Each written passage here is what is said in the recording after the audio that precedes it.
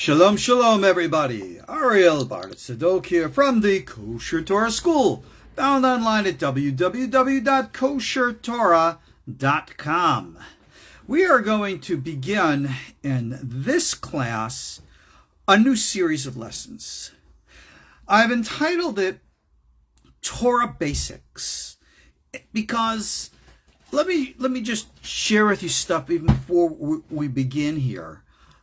We all know the incredibly, shall we say, unusual or interesting times in which we are living. I think it's the old Chinese curse, you live in interesting times. Yeah, well, we are. And you will notice, I think pretty much everyone has, that our definitions and clarities of all things have been significantly blurred to the point where confusion reigns supreme in everything. We used to be able to at least identify basic things which no longer can be done. One of these major problems, of course, outside of the social arena and things there, which of course are going to, drift into the religious realm. And we'll address some of those things tonight. And of course, my personal concern is being politically correct. Now, no one's ever accused me of being politically correct, and I most certainly do not care to be. But at the same time, by Torah obligation, we're going to understand exactly what that means shortly. I also don't mean or intend to insult or offend.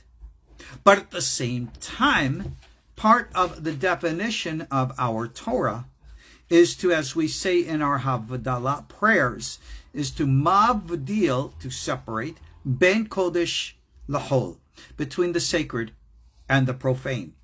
So, when we discuss now what is Torah and its relationship to Judaism, elements and aspects of Judaism, where this all fits in together, this is our beginning, our first step necessary for us to understand what Torah and Judaism is all about.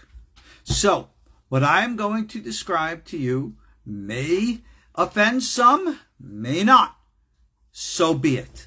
My intent is not to offend anyone, but I am not of the kind to lie or, what's the word that I'm thinking? Compromise in ways, means, and things which we just cannot and will not compromise. So, let's begin, obviously, at the beginning. What is Torah? What does Torah mean? Where do we learn it from? Now, you could say that's such a simple, basic question. Everybody knows the answer. The Torah is the 5 books of Moses. Okay, that is pretty much well accepted. But what exactly does that mean? Our proclamation. Now, here you see, I say our. All right? See, here's the issue. If we're going to understand Torah, and we're going to, in quote, interpret Torah, and therefore give Torah a face, if you will, I use that as a symbolic statement, well, then anybody and everybody can come to the 5 books of Moses and interpret them any which way that they want to, and claim that their interpretation is the valid and correct one. I could look into the Torah and see all the doctrines of Christianity, according to Christians. I could look into the Torah and see the doctrines of Islam, according to Islam. I can look into the Torah and see, any which way that I want. It all depends how and what you want to interpret. Now, you could say, well, what makes those interpretations legitimate? They're doing it wrong. Well, here is a very important point to understand, okay? Torah, as we have it today, you read the books, you know what they say. How real are they? How historical are they? According to certain secular modern scholars, they'll say, stories like Abraham and Isaac and Jacob never really happened. They're all just legends. Moses, the Exodus, never really happened. Well, there was actually a very famous episode that happened in California many years ago, where a conservative rabbi, whose name I will not mention, on the night of Passover, in which his congregation was there to sing the praises of God in thanks for the Exodus, spoke from the bully pulpit and said, the story of the Exodus is only a myth. It never really happened. Gee, what kind of wondrous hope and inspiration he must have placed in his congregation. All right. Now, 5 books of Moses. Do you really believe that the stories in there really happened? Do you really? Yeah, I do. That is the definition of being faithful to the Torah. Now, with that being said, what do the stories in the Torah actually mean? And here is where scholarship in biblical studies must be pursued. So, this is a very important point to recognize about Judaism.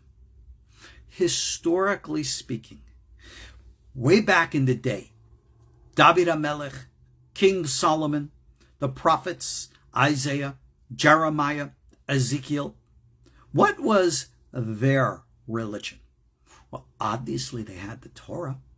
Obviously they knew the stories. We have other correlative literature which makes reference to the stories, so obviously they knew it. Was the Torah written on parchment in the exact same way that we have it today? Our faith says yes. There are those who will argue that from different scholarly points of view, but that's irrelevant. Because when we say, and this is our faith, and I'll describe who we or our is in just a minute. What the Bible says in the form that we have it today, we accept the truths thereof. So, my response to the secular, the atheist, the humanist, who wants to look to biblical stories and claim they never really happened, I say absolutely every one of them is absolutely true, 100%. As to the nature of that truth, we can argue and debate, but the truth, nevertheless. Are certain things as described in the Bible meant to be literal, historical? We can debate that. When you read the stories of Genesis, creation, Adam and Eve in the Garden of Eden, was that literal? Well, of course, you have those of the Christian faith who say absolutely every word King James English. But for thousands of years, rabbis have said not necessarily. Since the days of the Babylonian exile, prophecy soon after that came to an end. No longer does anyone say, "Thus saith the Lord," speak to the children of Israel and say to them, period. Whenever God was going to speak, he spoke in private. And those were the revelations of what we call the ascenders, those who went and followed the Merkavah, the Hechalot. This became the school of what we today call the prophetic Kabbalah. And in the day, and I'm talking about the days of the Greek culture and civilization that predominated the Middle East during the days of the Second Temple. Now, for historical record, believe it or not, the rabbinic tradition for the date of the destruction of the temple is wrong. You look in a lot of the modern books, and they'll put the date of the destruction of the temple somewhere in like 440 BCE, where in reality, it was destroyed in 586, which is well known. And we can document that historically when you look at the number of the years and you count them off, etc. Why was the rabbinic number what it is? It's not that they're wrong. But like the book of Daniel says, they're hiding something. And that's something I discuss in my book, Visions of Daniel and the End of Days. But since that period of time, when the prophets ceased, we looked at the national trauma of the destruction of the temple and the loss of our homeland and questioned, gee whiz, why did this happen and what are we going to do about it? So the response, or if you want to answer to that, look to the Bible, to the books of Ezra and Nehemiah, and see what it was like to rebuild the nation. In the Torah, there are given to us laws, the laws by which we live by, which define our nation, our culture. Curiously, the word religion is never found in the Bible, but it defines our religion as well. And we, in order to please and serve God, obey God's commandments. Why? Well, that's kind of like what God said to do, right? Be a good, honorable, decent person, human being, obey the commandments. So, the definition of those who follow the Torah, 5 books of Moses, are those who follow the commandments therein. But of course, now you and I can easily ask, well, gee whiz, what are those commandments that we're supposed to follow? How the heck am I supposed to know? We read in the Torah a very famous story of, it said in the 10 Commandments, observe the Sabbath.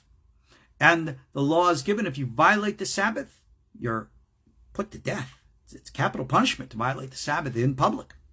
Well, there was a man who went out and picked up sticks on the Sabbath. And they didn't know what to do with them. And they put them aside till Hashem spoke and said, violated the Sabbath, capital punishment, put him to death. Now, if I were that man, I would have objected in the court. And I said, objection, Your Honor. Where does it say in your Torah that I cannot pick up sticks on the Sabbath? Why am I being put to death for this issue? You don't think that's a good question? I do. Well, needless to say, it was known or revealed that picking up sticks on the Sabbath is a violation of the Sabbath, penalty, death. So how do I know what is and is not a violation of the Sabbath? The Torah does not say. Being that the penalty is death, you know something? I'm kind of, itching to kind of like know what it is so I can avoid a capital punishment. Well, if we were living in the day and having this conversation, you and I would have said, I don't know what God wants. Let's go ask Moses. Moses, what does God mean when he says observe the commandments? What are we supposed to do? How are we supposed to do that? Moses is needless going to say, hey, I don't make this stuff up. Let's go ask God. Goes in front of the Ariel Kodesh, does what he does, says, Ribon Shalom. All right, how do you want us to observe your Sabbath? God's going to tell Moses. Moses passes it out to the elders. And they said, okay, this is how we do it. And that was the genesis, the origins of what we call the oral tradition, the oral law. In other words, there was an official understanding and interpretation of the written word that came along with it. Common sense dictates this to be true. We recite the Shema Yisrael prayer, recitation, every single day. And in it says, Ukshartam liot al yedecha, and you shall bind them as a sign upon your arm. All right? Uchtavtam al mezuzot beitecha, and write them upon the mezuzot of your homes. How? What am I supposed to write? And as you know, we have very precise and specific laws about how to do this. How do we know that? Where did all this come from? Yeah, we made it up as we went along, right? No. Not if you believe and are continuous in the belief that have been passed down through the millennia. You see, this introduces to us a very important concept. Since the days of the Second Temple, we have the continuity of the oral tradition, which has been maintained as the, if you will, authoritative and proper interpretation of the written tradition. Well, where does it say that? Well, if it's oral, it's not written. Huh? Torah Shabbat Pei.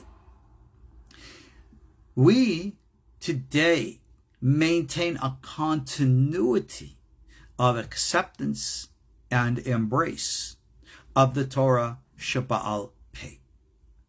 Those who taught the Torah became known as the teachers, and they became known as the great ones, if you will, the leaders. The Hebrew word Rav, which means big, great in learning and knowledge. In the days of the first temple, the leaders and the teachers were always the Levites and the Kohanim. In the days of the second temple, well documented in history, the second temple and its priesthood became significantly corrupted by those who refused to maintain the continuity of the oral traditions and made whatever compromises they would with the Seleucid Greeks in the north and the Ptolemaic Greeks in the south, and would do this and would do that, to the point where an entire group of the Kohanim and the Levi'im washed their hands of Jerusalem and say, Yalla Chalas, we're out of here, and moved out into the wilderness. We read about them in the book of Maccabees as the Hasidim Rishonim. These are the real strict guys who maintained a continuity of the oral tradition. They were called the separate ones. You know what we call them in Hebrew, don't you? Yeah. No, you don't. The Christian Bible makes these guys look really bad, but they were called the separate ones, the Perushim. We call them, from the Christian tradition, the Pharisees.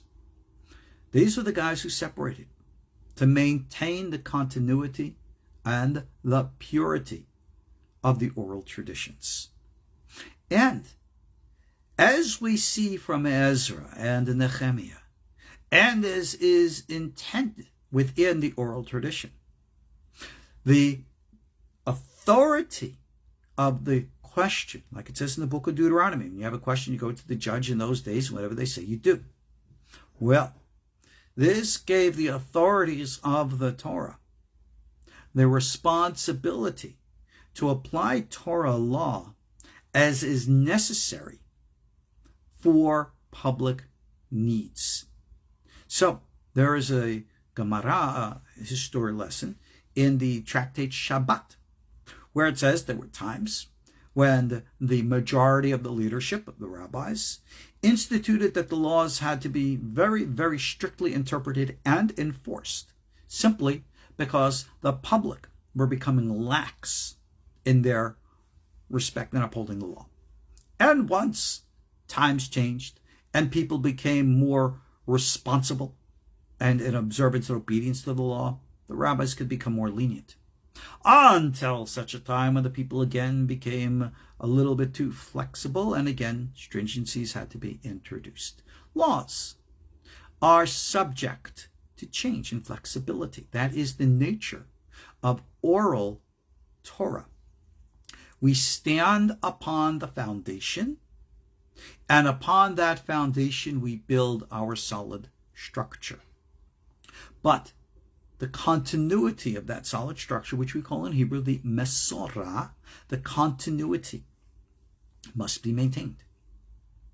Years after the destruction of the Second Temple, when the nature of the oral tradition had spread far and wide and was now being subject to various different interpretations not based upon that solid foundation, in which continuity was being lost. The great leader from the house of David, a prince who would have been a king if they still had a monarchy, Rabbi Yehuda, known as Rabbi Yehuda HaNasi, did something which was unthinkable at the time. It was very controversial. And he codified the accepted form of the Torah Shebaal Peh, the oral law, and called that the Mishnah, or the repetition of the Torah. Now, yes, oral Torah comes from Mount Sinai with the written Torah, that's true. But one can look at the 6 tractates of the modern-day Mishnah, and you'll see these are not the exact literal words that came from Mount Sinai, but they are the significant continuity thereof. And that is what we must recognize. Rabbi Yehuda had the authority from the Bible to institute and confine the laws as he did. Now, let me give you one example, which is actually very important. In the Bible, as we all know, there is a very strange commandment that says you shall not see the kid in its mother's milk. Well, okay, let's take that literally. I'm not going to take a baby calf and boil it in its mother's milk. Where the heck does all this meat and dairy stuff come from? I don't see it there.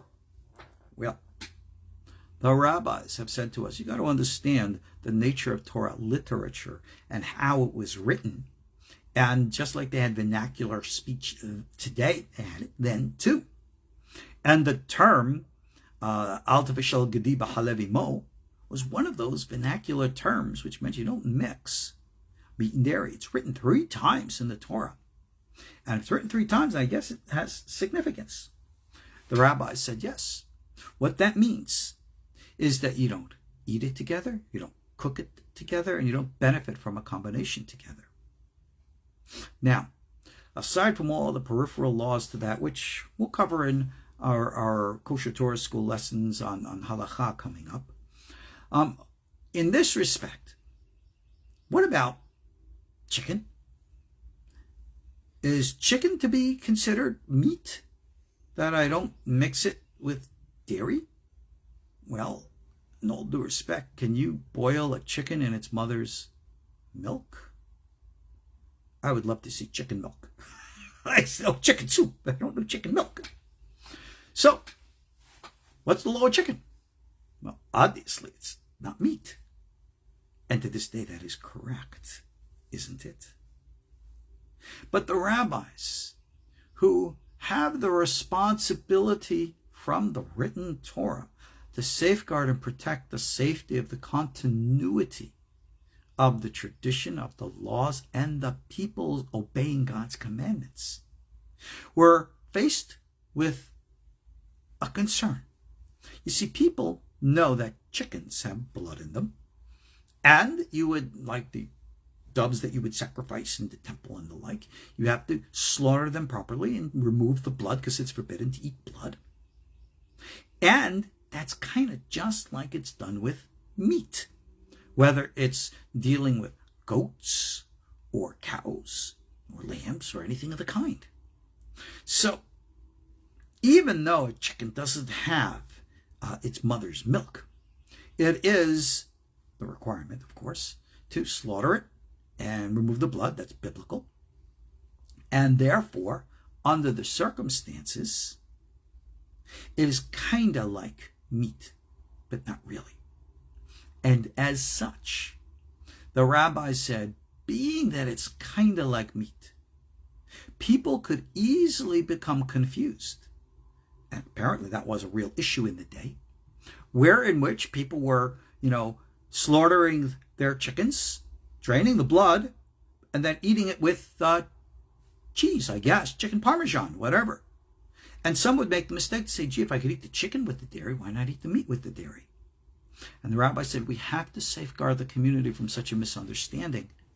So we're going to define chicken in all ways to be called meat. Now, somebody in comment is making here, chicken should not be kosher. But it is. There is no reason why chicken should not be kosher. We do have a tradition about certain birds which are and are not kosher. And there are some who are of the opinion that if you do not have an authority which has defined from biblical times which bird is which, then no bird can be added to the list to be made kosher. And therefore, in such respect, when the turkeys were discovered, a lot of the rabbis in Europe did not want to accept turkeys as being kosher because we had no tradition with regards to it. And we eat turkey, but there was a controversy about it in its day. Somebody is saying here in text, chickens eat dead things, so it really should not be kosher. Well, that has never been a criteria or a concern in halakha with regards to chickens. Now you, of course, who are making this comment can apply whatever you'd like. But our sages who are the ones responsible for making these decisions did not take into concern such things, and therefore it is not what we would concern ourselves with. So chicken became the same as meat, kinda. Now, with regards to this, there was a very famous rabbi from the Galilee, whose name is Rabbi Yossi, who did not accept Rabbi Yehuda's opinion on this and the opinion of the majority. And in his community, they still ate chicken parmesan long after the Mishnah was codified. Now, you could say, okay, so I got it. Yeah, chicken is meat. So what? Well, there's a big difference. You see, a point that's very important to understand is the rabbis always recognized the limits and the parameters of their own authority. No one would ever dare say that a law of the rabbis is the law of the Torah. No one would ever say that to this day. When we were in our school, in the yeshiva, learning, we were emphatic to know the difference between what we call a din deoraita, a law from the Torah, and a din derabanan, a law from the rabbis. So in that respect, what's the difference? With regards to questions of a Torah law, we got to be really strict. We can't play games with that. But with regards to a rabbinic law, which we know is man-made, we know it, we can be more lenient. So therefore, if there is a question of kosher laws with regards to a meat product or meat and dairy product, you got to be very strict. If it's chicken, well, we're obviously going to fulfill the letter of the law, but if there is a question, we can be lenient. So this is a vital understanding. It's a very fundamental law.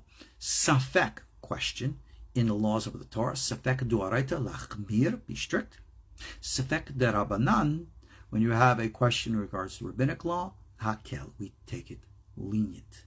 Now, whether that's respectfully observed among certain extremist groups today, that's another story, but this is what we call ikar hadin, the true essence of the law. Now, moving right along. As we know, there developed multiple interpretations and applications of the Mishnah over many centuries.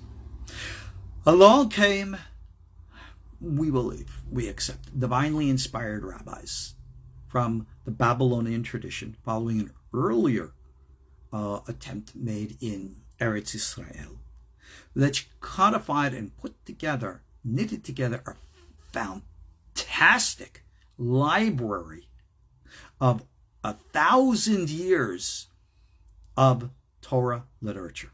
They put it together and called it the teaching. In other words, known as the Talmud. And the Talmud, people think it's a book. It's not a book. All right? It's an encyclopedia. And as an encyclopedia, it includes ideas and beliefs which are accepted and embraced, and ideas which are rejected and not accepted, obviously. And I have seen so many people pick and choose something that's written in the Talmud. And they say, look at what the Talmud says. The Talmud says a lot of things. All right? So what? If the Talmud says, yes, we embrace and agree and accept something, well, then you can argue it. All right?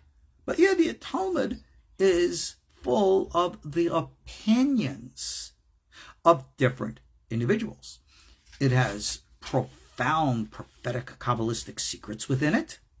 It teaches by learning its every page the prophetic system. The rabbis who edited together the Talmud knew what they were doing. And at the same time, it is a history. It is a journey. And in my opinion, I consider the Talmud, we call it the Babylonian Talmud, this is written in Babel, edited, I should say, in Babel, to be probably the greatest mystical book of Torah literature ever written. Certainly far, far superior to the Zohar for Kabbalistic secrets, which most people don't know or don't like, but I can't help that. Let's move on through history. We have this Talmud. It's not a Jewish New Testament, all right? It's not the fourth section of the Bible, the prophets, the Torah, prophets' writings, Torah, Nevi'im, Ketuvim, Talmud. No, it's not like that. It's a completely separate thing. It's a second authority. And as history goes forward, marches on, needless to say, in continuity, what we call the Masorah, the tradition, you had those rabbis who would study Talmud and apply its fundamental general lessons to the specific applications to the various cultural levels and layers of expression within their day. So you had great rabbis like Rabbeinu Nissim in Morocco. You had other rabbis, famous Maimonides, of course, first in Spain and later in Egypt, and others who wrote great codes to put the laws of the Torah and the way that we are to observe them into a practical and a realistic structure that everyone could clearly and easily know. But at the same time, here is an important point. You'll notice I'm talking and emphasizing practice. What about ideas, beliefs, doctrines? Those are there too. And those are, like the laws, subject to debate, subject to different opinions. For example, one of the great subjects of interest today, of course, is the coming of the Messiah.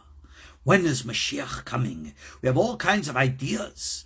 We know about Mashiach ben David. We know about Mashiach ben Yosef. Some even know about Mashiach ben Aharon, Kohen Tzadok. We have all these ideas, these beliefs, and these wonders, and these teachings from 100 different sources.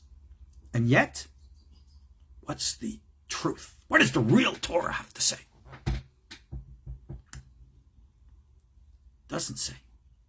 This is a point made by Maimonides, that being that our tradition is fluid, we have multiple views and ideas, and as long as they are grounded in that foundation, like the tree, its roots, trunk grows up strong, branches come forth.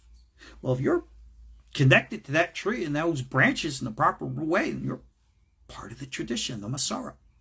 And with regards, for example, to the understanding of Messianic times, we have 101 different ideas. Which one's the truth? That concept of absolutism is a foreign expression to Judaism. In the sister religion of Christianity, as you very well know, their major focus is doctrine. What is the truth? What do you believe? The correct doctrine. Most of us could care less. We have our doctrines, yeah. And how and what they are to be applied is subject to great controversy.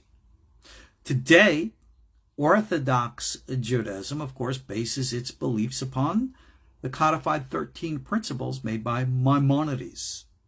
You could find them in any prayer book and any place. They're all around.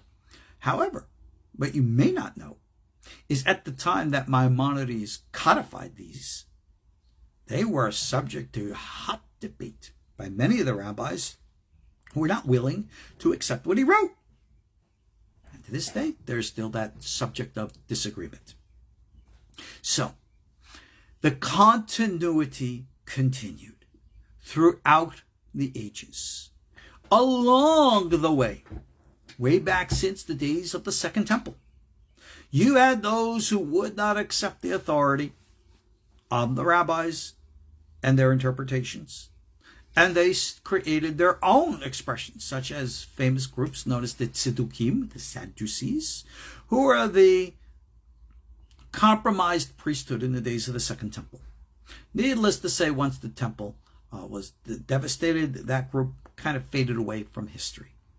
We hear about these famous Essenes and Qumran and the like, and we think, oh, they're so spiritual and this and that.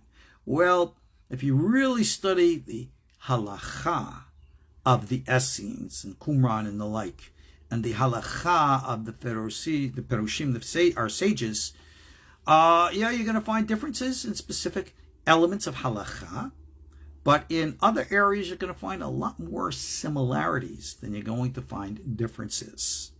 And this is very similar to the kinds of disagreements in Halakha that we find to this very day amongst groups.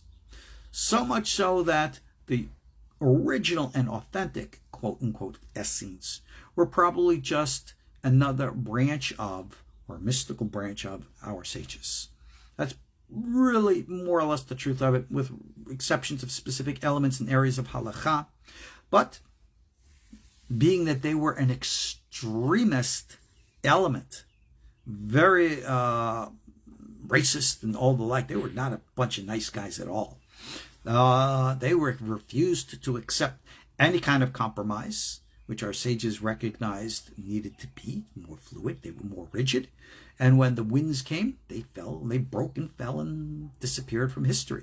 Eventually, everything amongst them were absorbed into our rabbinic traditions. So that's a topic for another time. But going through history, let's jump ahead.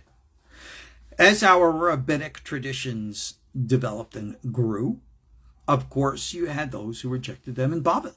And you had a group called the Karaites, who, like the Sadducees before them, rejected the oral tradition and pretty much created their own oral traditions. Karaites at one time were a very large group, but for the most part have faded away into history. But they're still around. You definitely have a Karaite community in Israel to this day, and individuals who are out there to this day. And you have those people who want to call themselves modern Karaites. You know, I hear all kinds of groups. People want to call themselves even modern Essenes. I remember hearing about a group of, unquote, so-called modern Essenes. I think they developed in the 19th century in Europe. And they wanted to call the Essenes this group of love and peace and the brotherhood. They made them sound like, ancient hippies. I remember when I heard about this, I laughed and wow, that's a reinvention or reinterpretation of history. This is a group of extremist, violent people. The last thing in the world anyone would have ever called them was loving and peaceful. And to call them that today is definitely an insult to history. But why listen to me when people can have their fantasies? So anyway, moving right along. We are going to have questions and answers coming up. So I'm running a little over, but that's okay. If you have your questions, start typing them in the text here. I have some that people sent me already, so we'll address those. But if you have something, if I don't see it right here in my text in front of my eyes, it ain't going to get answered. But anyway, let's move on. The continuity of tradition that our sages maintained since ancient times. This is what we today call Torah Judaism. And we also call it Rabbinic Judaism. We do not observe today biblical Judaism. We have not observed biblical Judaism the way it was biblical since the days of the first temple. Since the loss of the Ark of the Covenant, that was the end of, in quote, biblical Judaism. We had a temple, we had sacrifices, and they were done to the best that could be done. But Yom Kippur is not Yom Kippur, even though we still had the go to Azazel and all the rest, the likes of which we read in the Seder Avodah. But we needed our sages to guide and teach us the Torah. That is what we call Torah Judaism to this day. But now along comes as in every other time in history, all those, especially in modern times, who want to challenge this. As the prejudices in Europe began to dissipate with the coming of the Enlightenment and the revolutions and the like, you had more and more acceptance of Jewish individuals in the greater secular societies around them. Now remember, for centuries, especially in the Christian tradition, in which they built up such walls of opposition and animosity towards Jews, it left Jews out of many areas and arenas in society and business. So Jews had no choice but to be isolated, and as such lived that way and maintained the continuity of our traditions for literally centuries. But then things changed. Doors opened. And like in the days of the Second Temple with the coming of the Greeks, many Jewish individuals said, why do we need to be so separate? Why can't we, round out the edges and do things a little bit different? And that is what happened. Eventually, individuals began to ultimately say, you know what? We understand this rabbinic tradition of ours. We understand the fluidity and the plurality that it does maintain. We understand this Masorah. But we're living in modern times. And in light of modern times, we can really, afford to change and shift things. And we could therefore reinterpret certain elements and areas of the Bible, not just the rabbis, but the Bible, which really shouldn't be applicable anymore. And therefore, reform began. And the reform, and this is in history, started to put aside all the different kinds of laws of the Bible, not just the rabbis, and said there's no more reason not to eat pork or to observe the Sabbath, and therefore fundamental foundational laws were abrogated. And under the justification that this was considered the right thing to do. Well, needless to say, no one's going to say, yeah, we're doing wrong because we want to. So, as that happened, needless to say, it caused a schism. We cannot, will not, do not recognize those who want to express views and ideas or practice which contradict the Masorah, which are disconnected from the great tree. And therefore, this is what originally led to a schism and the development of the modern day groups, which we today call Reform Judaism, Conservative Judaism, and some will throw in Reconstructionist Judaism and Humanist Judaism and all this. Are these groups Jewish? Are they, and let me rephrase that, are they expressions of Judaism? Well, anybody can claim anything. So in that respect, if I want to sit down and, make up anything that I want and call it my expression of Judaism, all right? I want to be carnivores for vegetarianism, all right? Yes, I believe in vegetarianism, but I'm going to eat meat. You might say, well, that's kind of contradictory. Yeah, but hey, I can do whatever I want. It's my identity. It's good. It's your identity, Mazel Tov. But this brings us into a problem. Because as much as we want to say, yes, we have to be one people, one nation. Yeah, but the nation and the one people is built upon a foundation. And if you take an axe and try to chop down a tree, well, then you're conflicting with that foundation. And therefore cannot be part of the whole which establishes, confirms, and supports that foundation. And that is why to this day, while we are not going to address the issue of individuals, the ideas and beliefs of different movements, we must point out and say, look at what they teach, look at what they say, look at what they practice. This is not in continuity with the Masorah. It's not a natural branch of the tree which is connected to the trunk which is grown in the roots.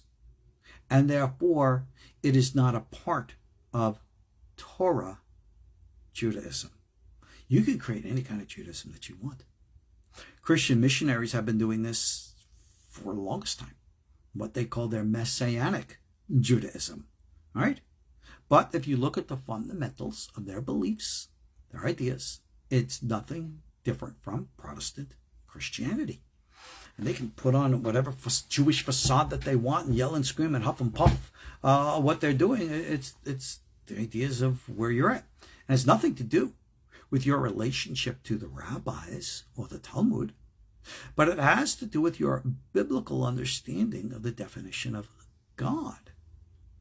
And if you're going to accept ideas and beliefs about God which contradict the Torah, according to everybody except you, well, then you're not technically part of the Torah or the Jewish community, in spite of what you say. Now, on an individual basis, we always respect individuals. We always treat them with respect. But at the same time, some of these individuals are intentionally deceptive. Just recently, it was revealed that you had one of these missionary families living an orthodox life in the heart of Jerusalem, trying to convert members of the Orthodox Jewish community to Christianity, at least their form of it. I warned about this 20 years ago. I knew about these crazy groups for years and years and years. And look, you can believe whatever you want, but be honest with what you believe. Be honest with your beliefs. If you're a Christian, be a Christian. There's nothing wrong with being a Christian. All right? Notice that the one topic that we've left out of this entire discussion now has been God. We don't need to discuss God, because right now the discussion is about us. All right? So don't go around asking, what does God say? When God wants to talk, God will talk. He doesn't need you and me. I'm not God's spokesman. Don't ever think that I am. No one ever said that. God certainly never said that, and neither do I. I, if I can say, am a spokesman for Torah Judaism, but I'm not a spokesman for anything else.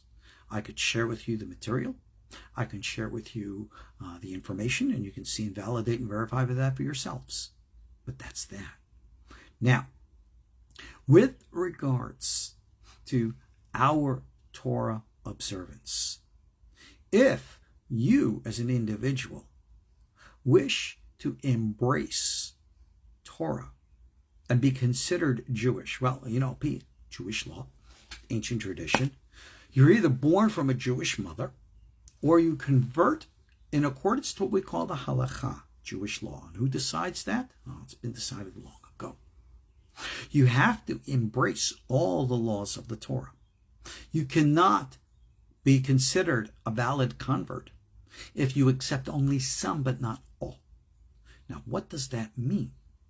There are interpretations of the law, but you can't pick and choose which ones you want to observe.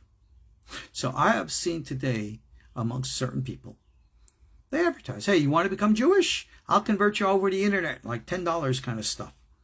Well, if you want to be accepted in a Jewish community, or all the more so in the state of Israel, then you have to go through the system, because the system was established specifically to maintain continuity and legitimacy. And the rabbinate in the state of Israel is completely Torah faithful, and as such have fought long and hard to keep those expressions of Judaism that are not Torah faithful out of public authority. And they have, thank God, been successful. Yes, I say thank God. That's true. You might not like that. Too bad. Okay? I'm not telling people what to believe. I'm not telling people what to do. You want to do whatever you want to do, you go ahead and do it. But I'm going to tell you this. We have the law, and we obey it. Now, I am going to get intentionally controversial, and maybe I'm going to offend some people here, but that's just too bad, because the truth needs to be said. Number one, we will always respect individuals and extend to them the honor and respect that's due to them as individuals. Always. regardless of who and what and when and where and why and how. But today, a very, very big issue, of course, is sexual identity. I'm not going to talk about individuals who are gay. Let me tell you something about gay guys, all right? And I'll speak about them. I've interacted with gay men, not in any sexual way, of course, but, interactions, social, business, whatever. They're the nicest bunch, nicest group of people I've ever met. I certainly have no objections to the individuals with whom I've interacted. Lovely bunch of guys. All right, like I said, nothing personal going on there. But if you have two gay men who they cannot be married to halakha in Judaism because, it's a different legal structure, but they're secularly married. Okay, let's just say they are, and they want to be Torah observant, and they want to pray in an orthodox synagogue. What's the law? I've written about this. You'll find my writings on this on KosherTorah.com. Very controversial. I don't care. In order for someone to be condemned for prohibited behavior, it has to be in public. They have to be warned and know that it's all prohibited and all the like. Now, amongst the gay men who I know who are in the Orthodox community, and who might be in their private lives doing whatever they're going to do, and that's their business, but that's between them and God. They don't come to the synagogue and hug and kiss and, do evil things in the back room there. That just doesn't happen. So therefore, there's no public desecration. Well, there, listen that. Then that's between them and God. Leave them alone. Respect it. But while you might think now I'm being liberal, now here's something else. Let's say you have a female who identifies as being male, comes to the synagogue, and wants to be counted as a male in the quorum, the minyan of 10 men. Sorry, dear. Halakha, you're still a woman. And regardless, even if you had a sex change operation, Halakha, you are still a woman. And we cannot and will not include you in that minyan. I will respect you as an individual. I will welcome you into our KosherTorah School for a study. You are welcome to all the classes and learning, and I'll treat you with that respect. Do you as the individual you are. But I can't count you in a minyan because that violates the halakha. And it's the same thing. If you have a male who dresses up as a female in public, coming to the synagogue, right? That's not an appropriate thing to do. You wouldn't do that because the Torah prohibits a man to dress as a woman. That's a law from the Bible. You don't go into a place where specific behavior is intentionally provocative and provoke. Isn't that common sense? There were some times, believe it or not, yes, this is true, go look this up, where individual women wish to be provocative to provoke the ultra-Orthodox in neighborhoods and ultra-Orthodox Meir Sharim in Jerusalem, the neighborhoods the likes of which you see made popular in television programs like Shtisel, that's available on Netflix. All right, they would go in and literally in a coat, take the coat off and walk around in like a string bikini, specifically to be provocative. And what do you think the response was? No one just turned their head. You don't offend people. You don't go into an area where you know you're going to provoke. Why would you do that? Our Torah encourages us not to do this. Regardless, if you are a man and you choose to dress as a woman, that's your business. You deal with it with God. I'm not your judge. You're going to come to my classes. I'm going to treat you like everybody else. I'm going to welcome you to Kosher Torah. You're going to learn Torah. You might not like what you learn, but you're going to be welcome to learn it. And at the same time, if you know you don't or will not be accepted in an Orthodox community, don't go there. Don't think that they're going to change for you. You go to a place where you're going to be accepted. And as we say, Shalom al Yisrael. Okay?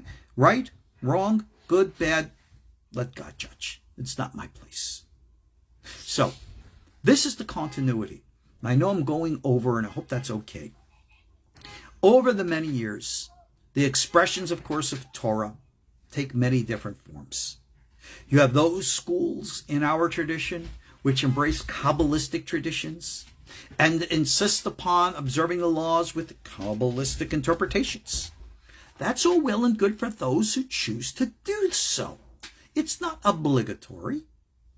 There are the great Sephardic rabbis, Rabbi Yosef Chaim of Baghdad, Rabbi Yosef Sofer, the famous Kaf HaChaim, who wrote great commentaries based upon Kabbalistic interpretations of the application to law. If you wish to observe like that, cool and groovy. And if not, as long as it's within the continuity, then you do. So, which Judaism is right? Dramatic pause here. Who decides?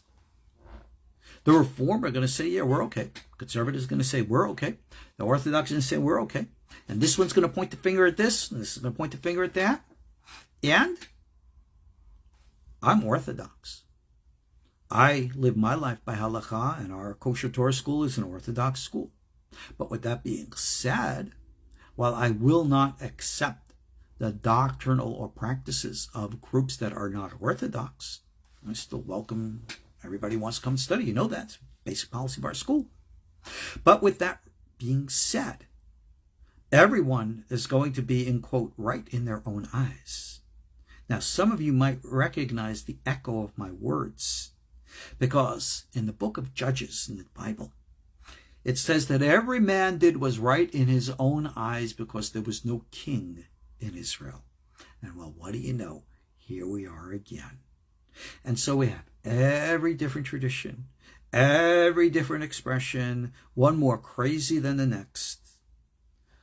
I'm going to stay faithful to what we call the Masorah, the tradition. And I personally, as orthodox as I am, I'm very lenient and liberal in many things. I will argue with many of my Orthodox peers about certain types of religious practices and validate them for those willing to embrace the validity. One of the controversial expressions, for example, is with regards to married women covering their hair. It is the norm and the accepted tradition in Orthodox Judaism today. But a point that's made very clear by other rabbis, Rabbi Yosef Massas of Morocco, Rabbi Mark Angel, and his YouTube channel and his videos, amongst others, the obligation for an Orthodox Jewish woman to be covering her hair isn't as black and white as it once was. And you do have Orthodox women today, who don't cover their hair. That's not an issue. But Orthodox women at the same time are not going to be acting provocatively, promiscuously, or in any ways which their secular counterparts may be doing. Big difference. It's just the way it is. Okay, so I see I got a whole bunch of questions here. I'm going to try to scroll back. So I'm seeing here people still talking about chickens. We're going to avoid the chickens. Somebody's asking about alien races. We're not going to talk about alien races here today. Why is it the Jewish that I know refuse the book of Enoch? Now, that's a good question. Let's relate. Let's go back, way back. All right. In the days of the Second Temple, there were many books written that were very, very influential, but still did not rate to be part of the Bible. One of these books is the book of Enoch. Why would the book of Enoch, written by someone before the days of Abraham, not be accepted as part of the Bible? Dramatic pause while I shake my head. Because it was well known in the day that it wasn't an ancient book, that was never written by the historical Enoch, that it's what we call a pseudepigrapha, or in Hebrew we call it a midrash, moralistic teachings. It's actually from the Merkabah school in the name of Enoch, because the predominant Greek law at the time prohibited senders from writing books in their own name, so they had to actually write them in different names. That's actually something they learned from the Greeks, pseudepigraphal. And yeah, well, that's very ancient and done in Jewish traditions. A lot of things are pseudepigraphal in Judaism. So the book or books of Enoch are midrash. Many of the teachings thereof are adopted in Jewish teachings to this day. But as a biblical level canon book, it's just not applicable. Not applicable at all. So it's not like people refuse. That's not a correct term to use. In the Ethiopian tradition, they embraced it as part of their scripture. That's Christian. That's fine. There were those who embraced it as very, very important. So if you go back to like Qumranic literature, you'll see a whole bunch of books of Enoch. Well, if Qumran existed 1,000 years later and was destroyed, you would find a whole bunch of copies of the Talmud, just like you would in a modern day yeshiva. It doesn't mean that the Talmud should be considered part of the Bible either. People need to learn the continuity. And a point that's very important here. Wise words from Pirkei Avot. And this is the foundation if you want to be considered Jewish. You need a Jewish education. Foundations from the ground floor up, so you know what is and is not kosher. This series of lessons is going to be to provide that material. You need to interact with an authoritative Orthodox Jewish community. Throughout most of the history, that meant you had to physically move there and be there with them. Today, the day of the internet, especially with COVID times now, that might not be physically possible. So be it. You interact just like we're doing right now when we have our Kosher Torah community. Many of you are joining me now from around the world, different places. You're obviously all welcome. I don't care if you're Jewish or not. You want to learn, you come and learn. But what you're going to learn here is going to be Kosher Torah Judaism. That's why we call ourselves Kosher Torah. Kosher is the Hebrew word for legitimate, pure, right, 100%, that kind of stuff. And you're going to find my views to be rather liberal in certain things and strict in others. So be it.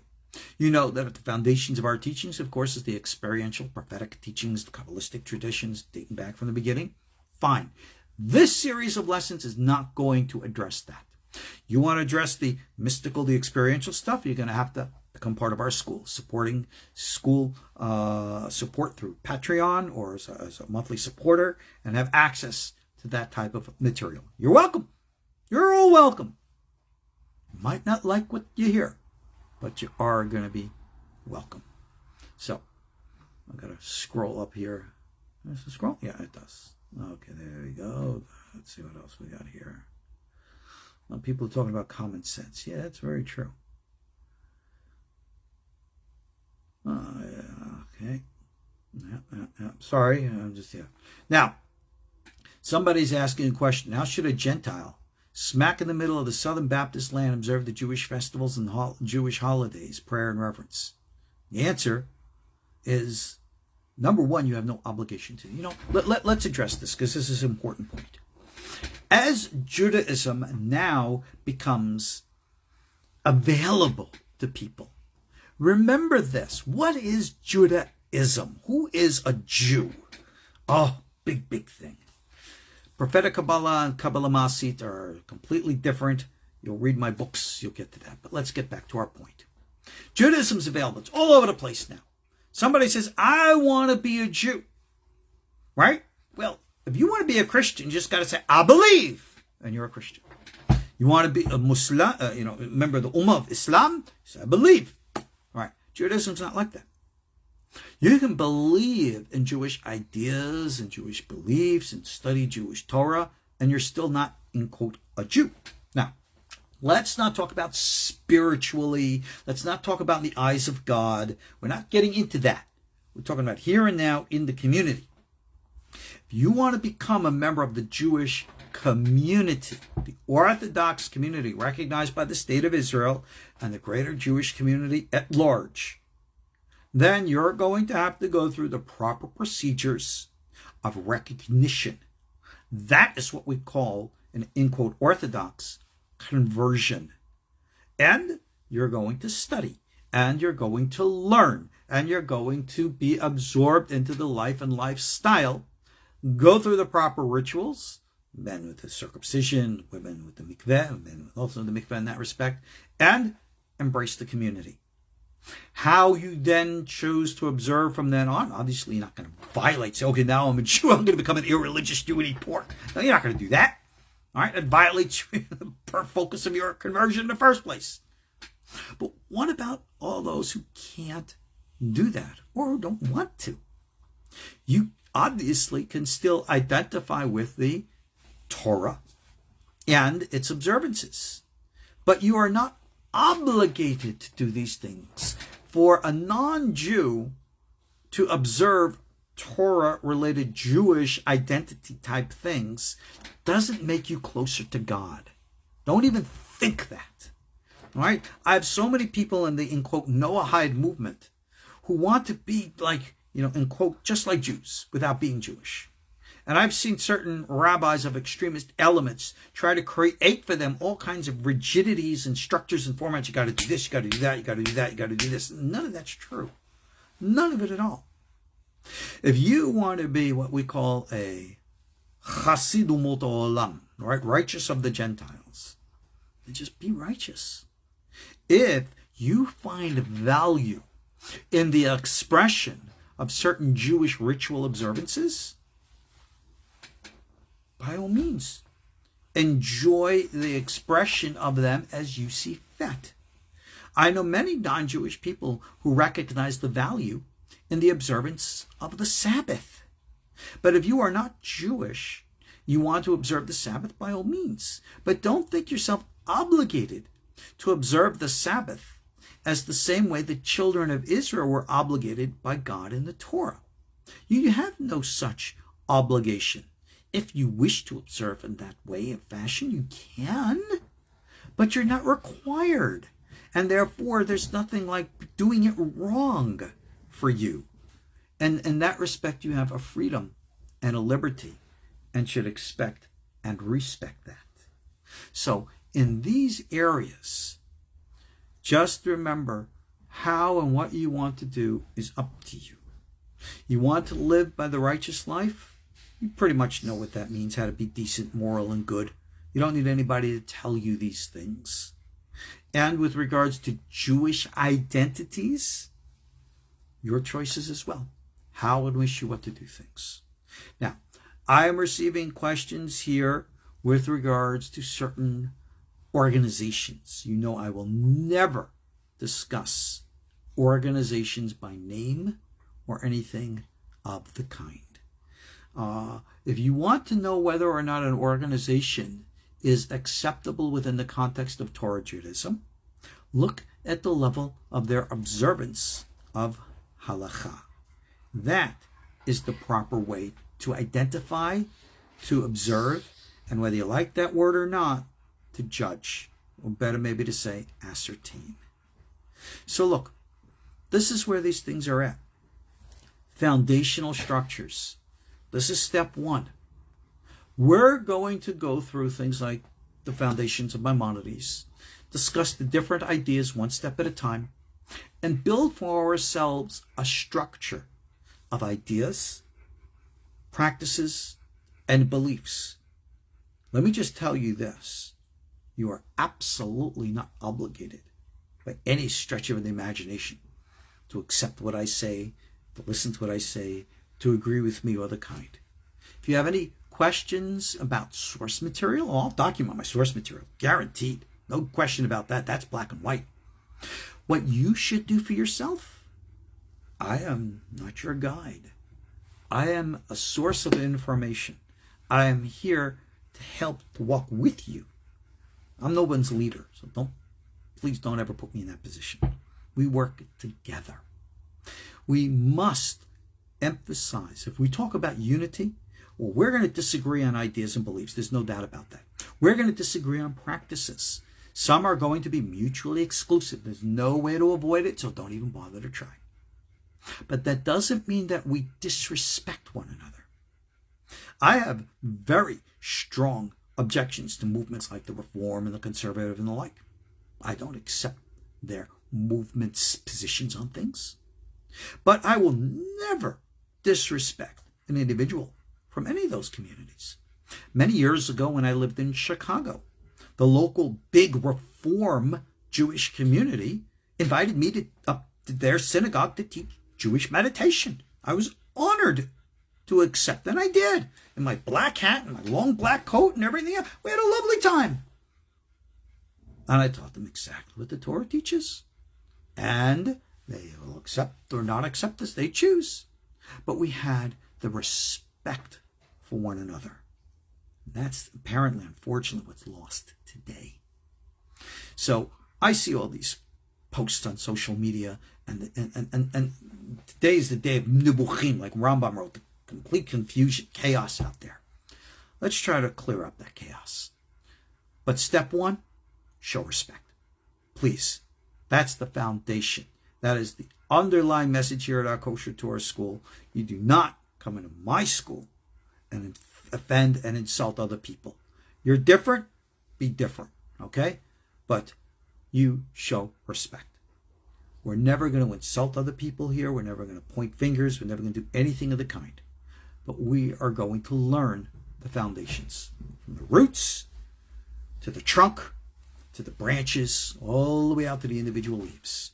And let's see what the great Etz Chaim, the tree of life, has to offer. One last question somebody has here. What is the logic behind the requirement to wash one's hands in the morning after sleep? Now, for those of you who don't know, I'll answer this question and then we'll conclude for the day. There is a law that when you wake up in the morning, you're supposed to have water and you wash your hands. How you do it differs in opinion based upon the reason why. According to basic laws, we are like priests, all right? Holy to God. And remember, when it says that the Jews are, in quote, the chosen people, the Jews never said that. God said it in the Bible. So don't go blaming us. You say you're chosen. I never said I'm chosen. Book of Exodus says that, not me. But we're like priests. We're meant to recognize ourselves as being sacred, connected to heaven. And so, the real reason was your hands, you're scratching your, what and stuff. You know what it's like when your hands go when you're sleeping at night, right? Well, in those days, people had a lot more dirt on their body than they did. And you get stuff, schmutz on your hands. So, wash your hands like the priest in the morning, sacred to God, so you can go into prayer, holy, and remember that holiness. But along came the Kabbalah. And the Kabbalah says something more. Because as you sleep at night, your soul consciousness ascends, making your energy of your psychic body less intense, which means that the forces of the klipot, as we call them, the dark side, can come and suck off of you, like psychic vampires at night. As such, when you wake up, consciousness comes back, they're pushed off from your body, except from the outer extremities of the hands. And therefore, the Kabbalah says, you shouldn't even walk 6 feet before you do a specific ritual of washing your hands 3 times, right, left, right, left, right, left, wiping the water off, all kinds of meditations to cleanse yourself from this spiritual impurity. That's one of those Kabbalistic interpretations of the law that I mentioned to you earlier, that if you choose to embrace and observe thereby, knock yourself out. But that's not the law. You can do it like that if you will, or not if you don't. There are different views, different strokes for different folks. Not everybody is a Kabbalist. And not everybody is what we call Pashta, non-Kabbalist. Different ways. As long as you're connected to the source, then that's cool and groovy. And that's what we need to discuss. Thank you all for joining me for this first class Torah 101. We're going to continue these lessons step by step by step, one thing at a time. Please continue to send me your questions. I'm sorry I couldn't get to all of them. Time is short. And unlike other rabbis who I see do 3-hour classes, oh my God, how can you do 3 hours? I can't sit and listen for 3 hours, all the more so talk for that long. I'm an hour and 15 minutes. That's already too much for me.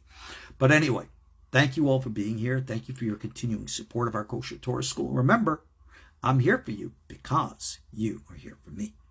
At your support, at giving us a donation of $180, we send you one of our Kabbalistic t-shirts there, with all the stuff involved with that. And we have other things. Check out our website, KosherTorah.com, and see our courses and the like. Learning, that's up to you. We're here to provide, God be willing, that kosher Torah so that you have that opportunity. Thanks all for joining. See you all in the next class. Shalom.